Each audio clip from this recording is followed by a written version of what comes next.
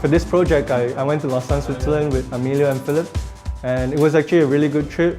We got to find out more on two subsidiaries of Parrot, which is Pix4D as well as SenseFly.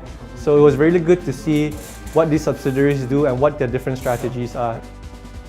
At the moment, we had to do a lot of research in order to be able to understand perfectly what Parrot wants, what Parrot is going to do, the market trends, where is this sector going to in the next years. The main challenge that we're facing at the moment is the lack of information that are available in the industry, since many companies are quite close and are not so much willing to share information. The most interesting part probably was in Las Vegas when we were able to get the information that we needed, because it's not a regular way. I mean, it's not like sending an email or asking a guy some questions. You have to try to empathize, to talk relaxed in a relaxed way, and here's starting to give all the information that you want to know.